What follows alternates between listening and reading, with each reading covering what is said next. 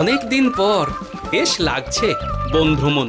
মাঝে মাঝে কাজের ফাঁকে এইসব জায়গায় এলে মন খুব ভালো লাগে। শুদ্ধ বাতাস, মাটির সোনা গন্ধ, পাখির কলতান, আহা।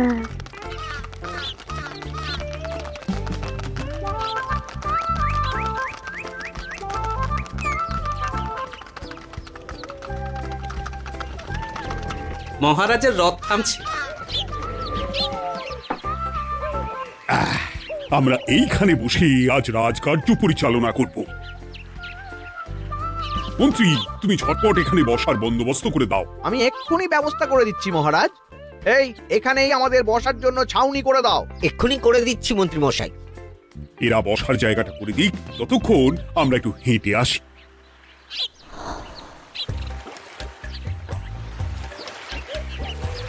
সকালবেলা হাঁটা শরীরের পক্ষে খুব ভালো মহারাজ।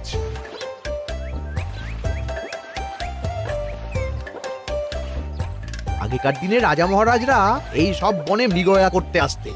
মৃগয়া একদম ভালো নয় মন্ত্রী। তুমি জঙ্গলে আসছো অন্য প্রাণীদের মারতে। কেন মারবে? ওরা তো তোমার কোনো ক্ষতি করেনি। না, তা করেনি, কিন্তু তখন ওটা রাজা মহারাজাদের খেলা ছিল। শুনেছি আপনার প্রপিতামহ খুব ভালো বাঘ শিকার করতেন, অনেক বাঘ মেরেছেন।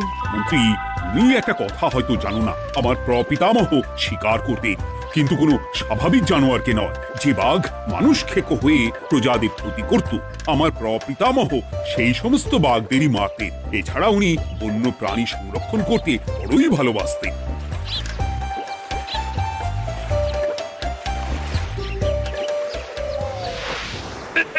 উফ, এটা আবার কি? এই এটা আবার কোথা থেকে উড়ে এলো? কোথাও তো ঝড় হাওয়া কিছুই নেই। একটা ধাঁধা মহারাজ, এই কাগজে লেখা। ধাঁধা? পড় দেখি। জোয়ার ভাটা প্রভুর খেলা, ভাটা হবে হলে বেলা, ভাটা হলেই দেখা যাবে লাল রঙের এক পাথর পাবে, নদীর ধারে গর্ত করে যত্নে সাজাই কলস ভরে, হেথায় হোথায় ছড়িয়ে যাহা, অন্ধকারে জলে তাহা, ঢুকলে চক্ষু ঝলসে যাবে, হাতের কাছে ঘন্টা পাবে, ঠিক ঘন্টা বাজলে পরে পড়বে ঝরে থরে থরে, ঘন্টা যদি হয় ভুল যেন তুমি হারাবে কুল, ঠিক ঘন্টা চিনতে হলে নকশা দেখো চক্ষু খুলে, সিন্দুক দেওয়ালে হাত দাও, আসল ঘটনা জেনে নাও। ওরে বাবা, খুব দীর্ঘ ধাঁধা। তা মন্ত্রী, তুমি কিছু বুঝলে? এটা একটা গুপ্তধনের নকশা। এর মধ্যে গুপ্তধন কোথায় আছে তার একটা ধারণা দেওয়া আছে। গুপ্তধন? ওটা আমাকে পেতেই হবে, পেতেই হবে। দেখি দেখি একবার কাগজটা দাও। গোপাল, কাগজটা আগে আমার হাতে দাও, দেখি ভালো করে। এখন নদীতে জোয়ার চলছে গোপাল। একটু পরেই ভাটা শুরু হবে। হ্যাঁ, ভাটা না হলে কিচ্ছু বোঝা যাবে না। এখানে স্পষ্ট লেখা আছে, ভাটা হলেই দেখা যাবে লাল রঙের এক পাথর পাবে। তার মানে আমাদের ভাটা হওয়া পর্যন্ত অপেক্ষা করতে হবে। না, সময় নষ্ট না করে ধাঁধাটার সমাধান করতে শুরু করি। ভাটা হলে একটা লাল রঙের পাথর দেখা যাবে, এই পর্যন্ত পরিষ্কার আছে। বুঝতে হবে ওর পর থেকে।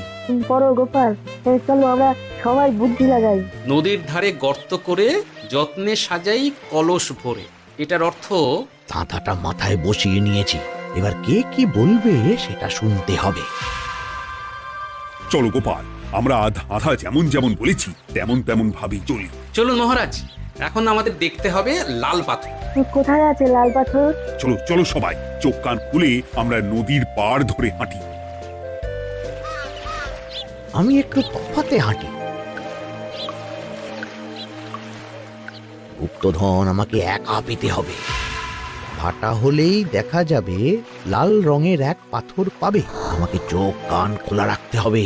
লাল পাথর, নদীর চড়ায় লাল পাথর দেখতে হবে। লাল পাথর, লাল পাথর। ওটা কি? এই তো লাল পাথর, লাল পাথর। ওরা অনেকটা এগিয়ে গেছে, ওদের আমার দিকে নজর নেই।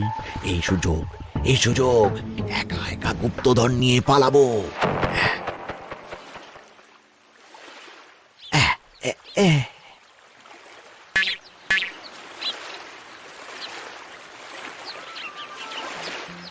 কি গো, আমরা তো হেঁটেই চলেছি, লাল পাথর তো কই দেখতে পাচ্ছি না। আরেকটু হাঁটতে হবে মহারাজ, গুপ্তধন বলে কথা, ওকে আর সহজে ধরা দেয়?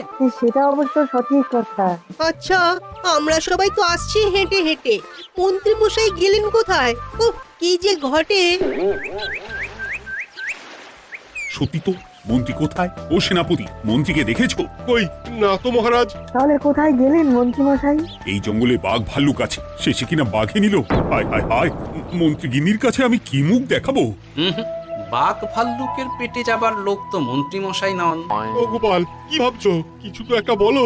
এখন আমাদের মন্ত্রী মশাইকে খুঁজতে হবে। তবে মন্ত্রী মশাই বাঘ ভাল্লুকের পেটে যায়নি। তুমি নিশ্চিত হচ্ছ কি করে? অত পেঁচালো মানুষকে বাঘ ভাল্লুক গন্ধ শুকেই ছেড়ে দেবে, হজম করতে পারবে না।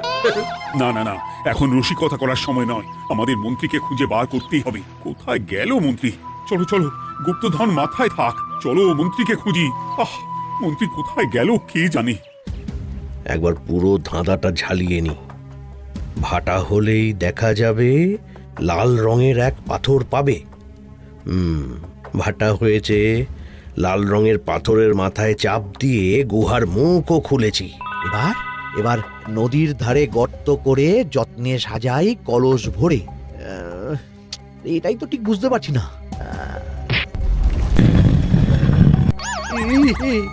এই রে, এবার কি হবে? হ্যাঁ মহারাজ, কোথাও একটা আওয়াজ হলো।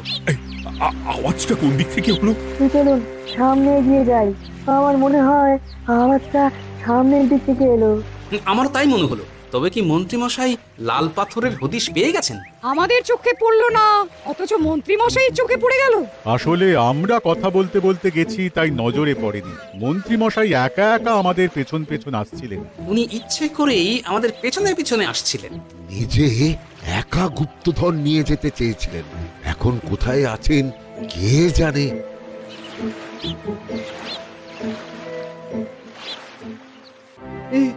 অন্ধকারে কিছু দেখতে পাচ্ছি না তো। ধাঁধাতে কি ছিল? হ্যাঁ, কি ছিল?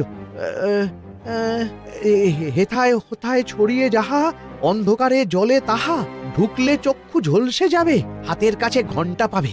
পেয়েছি পেয়েছি, ঘন্টা ঘন্টা ঘন্টাটা পেতে হবে। ঘন্টা ভাটা হলেই দেখা যাবে লাল রঙের এক পাথর পাবে, নদীর ধারে গর্ত করে যত্নে সাজাই কলস ভরে, হেথায় হোথায় ছড়িয়ে যাহা, অন্ধকারে জলে তাহা, ঢুকলে চক্ষু ঝলসে যাবে, হাতের কাছে ঘন্টা পাবে। ঠিক ঘন্টা বাজলে পরে পড়বে ঝরে থরে থরে, ঘন্টা যদি হয় ভুল যেন তুমি হারাবে কুল। ঠিক ঘন্টা চিনতে হলে নকশা দেখো চক্ষু খুলে, সিন্দুক দেওয়ালে হাত দাও, আসল ঘটনা জেনে নাও। এবারে ভালো করে ঠান্ডা মাথায় ভাবতে হবে। ভাটা হলেই দেখা যাবে লাল রঙের এক পাথর পাবে। সেই লাল পাথরটাই তো খুঁজে পাওয়া যাচ্ছে না, অথচ মন্ত্রী মশাই খুঁজে পেলেন। আওয়াজটা কোথা থেকে আসছিল? এই কাছে পিঠে এই কোথা থেকে আওয়াজটা আসছিল।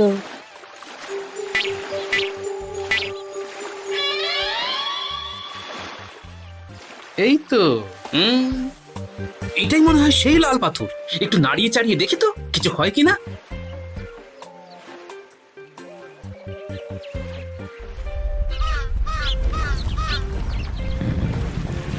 এই তো, কাজ হয়েছে। এই তো সুড়ঙ্গ। আপনারা নিচে নামুন। আপনারা কি দেখছেন সেটা বলবেন মহারাজ। সবাই যদি নেমে যাই, যদি কোনো কারণে সুড়ঙ্গের মুখ বন্ধ হয়ে যায়, তাহলে আর আমরা বাইরে বেরোতে পারবো না মহারাজ। গোপাল ঠিকই বলেছে, আমরা দুজন বাইরে থাকি।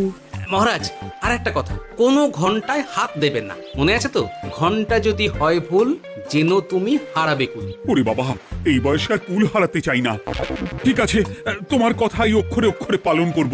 দেখি এই সুড়ঙ্গে মন্ত্রী মশাইকে দেখতে পাই কিনা। চলুন মহারাজ, সুড়ঙ্গে নামি। সবাই সাবধানে নামো।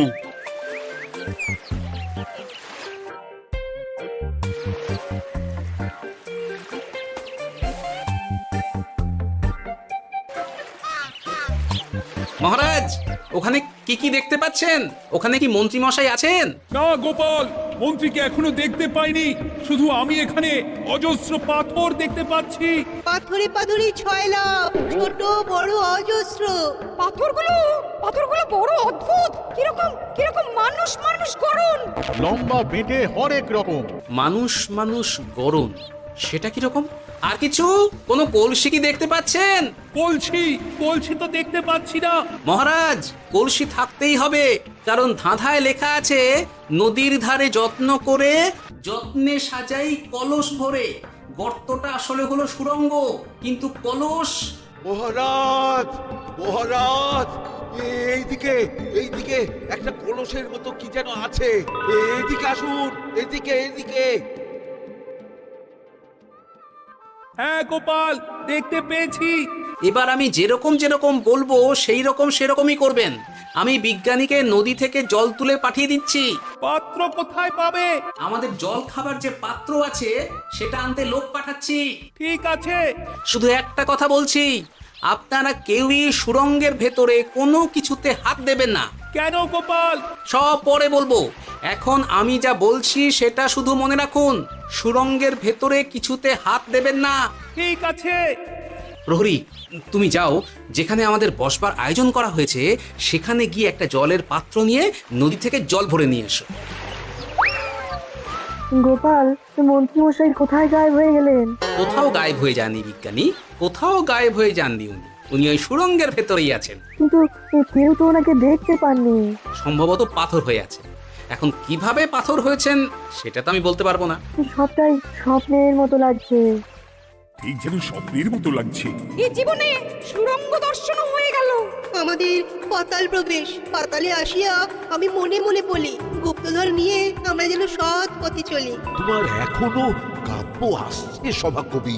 আসছে মানে কাব্যের সাথে আছে রোমাঞ্চ, করছে গা শীত, হচ্ছি আমি অধীর। মহারাজ, জল দিয়ে বিজ্ঞানীকে পাঠাচ্ছি। কি করতে হবে বিজ্ঞানীকে সব বলে দিয়েছি। তুমি ভেতরে আসবে না? আসবো ঠিক সময়ে। এখন আমি যেমন যেমন বলবো আপনি ঠিক তেমন তেমন করবেন। ঠিক আছে। বিজ্ঞানী, যেমন যেমন বললাম ঠিক তেমন তেমন ভাবে কলসিকে জল দিয়ে পরিষ্কার করবে। মনে রেখো, ধাঁধায় আছে কলসি সাজাই যতন কর। তুমি একটা কথা মনে রেখো বিজ্ঞানী, কোথাও হাত দিও না কিন্তু। ঠিক আছে গোপাল, তোমার উপস্থিত বুদ্ধির তুলনা নেই। আমি যাচ্ছি গোপাল। সাবধানে সাবধানে। মহারাজ, বিজ্ঞানী যাচ্ছে। সাবধানে নামো, সাবধানে। মহারাজ, এই কলসিটা কোথায়? ওই তো, একটু সাবধানে যাও। বিজ্ঞানী, কলসির দেখা পেয়েছো? পেয়েছি পেয়েছি পেয়েছি। এবারে কলসিটাকে ভালো করে জল দিয়ে ধুয়ে দাও। কলসির আলোয় সুড়ঙ্গ আলোকিত গোপাল। এরপর কি? ভালো করে দেখুন মহারাজ, কোথাও ঘন্টা দেখতে পাচ্ছেন কিনা। ঘন্টা? একটা তো নয়, সার ঘন্টা, অনেকগুলো ঘন্টা। সাবধান, ঘন্টায় হাত দেবেন না, শুধু দেখুন।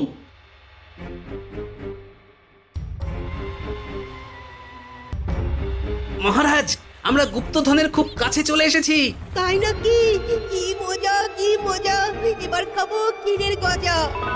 সভাকবি, চুপ করো। এখনো আমরা গুপ্তধন পাইনি। বাবার মুখে দাঁড়িয়ে। সবগুলো তারা আঁকা। বিজ্ঞানী, কোনো ঘন্টায় চাঁদের নকশা করা আছে কি? একটু দেখে বলো না।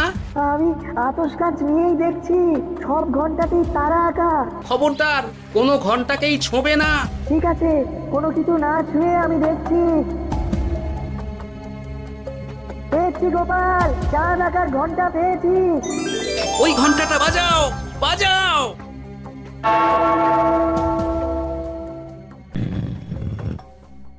গুপ্তধন পেয়েছেন মহারাজ। বাঁচাও, বাঁচাও, বাঁচাও।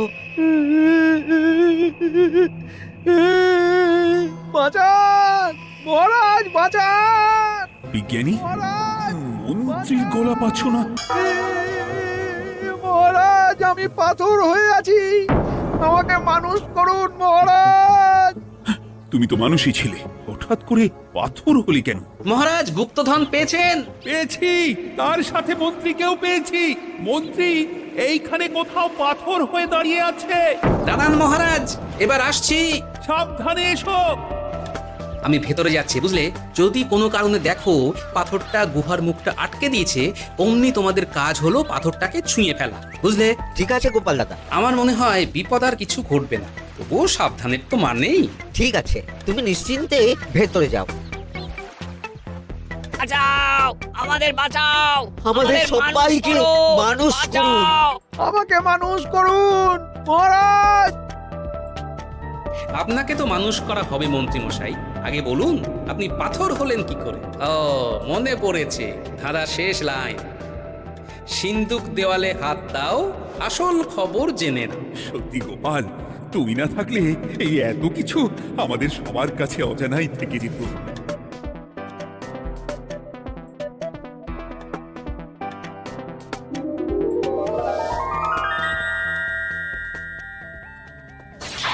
ধন্যবাদ আমাকে মুক্ত করার জন্য। আপনি কে? আমি যক্ষ। আমাকে এই ধন সম্পত্তি পাহারা দেওয়ার জন্য এক ডাকাত দলের সর্দার যক্ষ করে রেখেছিল। আমি 100 বছর ধরে এইখানে যক্ষ হয়ে আছি। আমি তোমার জন্য মুক্ত হলাম গোপাল। এই সম্পত্তি তোমার গোপাল। সম্পত্তি নিয়ে আমি কি করব? আমি এই সব সম্পত্তি মহারাজকে দান করলাম, রাজ্যের অনেক কাজ হবে এতে। তুমি ধন্য গোপাল, তুমি ধন্য। এবার আমার যাবার সময় এসেছে, আমাকে যেতে হবে। যাবার আগে এই পাথরগুলোকে মানুষ করে যান। এরা সব লোভী। আমি আমার সীমিত ক্ষমতায় এই গুপ্তধনের ধাঁধাকে এখানে যারাই ভ্রমণ করতে আসে তাদের হাতে তুলে দিই, কিন্তু কেউ এই ধাঁধার সমাধান করতে পারে না। সবার মনে লোভ কাজ করে, এই লোভ এদেরকে পাথর করে রেখেছে। পাথর হলো কি করে? একটা মানুষ এসে মুখ ভরা লোভ নিয়ে আধা পুরো না জেনে পাথরে হাত দিলেই সে পাথর হয়ে যাবে। আমাদের ভুল হয়েছে, আর লোভ করবো না, আমাদের বাঁচাও। আমাকে মুক্ত করে দিন, আমার খুব ভুল হয়েছে মহারাজ, মুক্ত করে দিন আমায়। তুমি এখানে আগে এসেছিলে, তাই তো আগে এসে ভাবলে নিজেই একা একা গুপ্তধনকে হরপ করে দেবে। এদিকে তোমাকে না দেখতে পেয়ে আমাদের কত চিন্তা হচ্ছিল। যারা লোভী তারা কারো কথা ভাবে না, শুধু নিজের কথা ভাবে। আমাকে আর একটা সুযোগ দিন, আমি আর লোভ করব না মহারাজ। ও, তোমার কথার কোনো দামই নেই। না মহারাজ, আমাকে আর একটা সুযোগ দিয়ে দেখুন, আমি আর লোভ করব না, আমাকে মানুষ করুন মহারাজ। আমাদের সবাইকে মানুষ করুন, দয়া করে মানুষ করুন। যক্ষরাজ, এদের আপনি ক্ষমা করে দিন। ঠিক আছে, তোমাদের আবার মানুষ করে দিচ্ছি।